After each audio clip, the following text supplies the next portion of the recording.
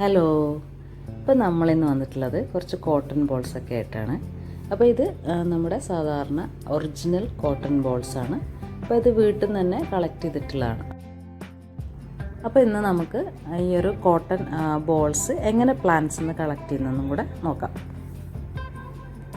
അപ്പോൾ ഉമ്മയാണ് ഇതൊക്കെ ചെയ്യണത്. അപ്പോൾ ഞാൻ പറഞ്ഞായിരുന്നു നെക്സ്റ്റ് ടൈം കളക്ട് ചെയ്യുമ്പോൾ എന്നെ കൂടെ ഒന്ന് കാണിച്ചു തരാൻ വേണ്ടിയിട്ട്.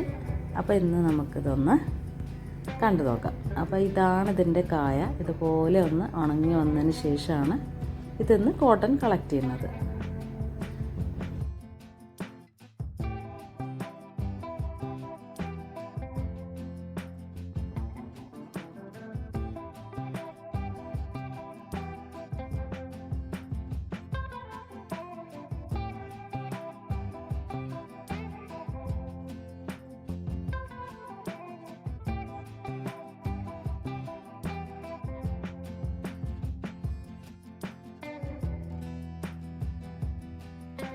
അപ്പോൾ ഇതുപോലെയാണ് ഈ ഒരു പ്ലാന്റിൻ്റെ കായ ഉണ്ടാവല്.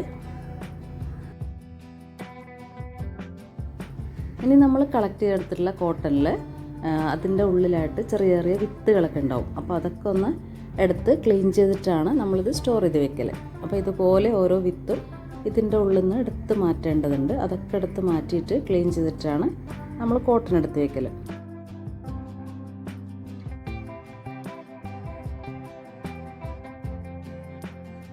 അപ്പോൾ ഈ ഒരു കായ ഉണങ്ങി തുടങ്ങുമ്പോൾ എങ്ങനെയാണ് ഉണ്ടാകുന്നതെന്ന് കൂടെ ഒന്ന് കാണിച്ചു തരാം.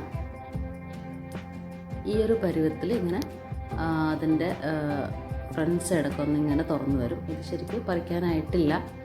അപ്പോൾ ഈ സൈഡിലൊക്കെ ഒന്ന് ഡ്രൈ ആയിട്ട് നല്ലോണം ഒന്ന് വിടർന്നതിന് ശേഷമാണ് നമ്മളിതിന്ന് കോട്ടൺ കളക്ട് ചെയ്യുന്നത്. അപ്പോൾ ഇന്നത്തെ വീഡിയോ ഇത്രയേ ഉള്ളൂ. അപ്പം പലർക്കും ഇതറിയുണ്ടാവും, എന്നാലും വീട്ടിലുള്ളപ്പോൾ ഒന്ന് കാണിക്കാൻ വെച്ചിട്ടാണ് ഈ ഒരു വീഡിയോ ചെയ്തത്. ഇഷ്ടപ്പെട്ടിട്ടുണ്ടെങ്കിൽ ഒന്ന് ലൈക്ക് ചെയ്യണേ.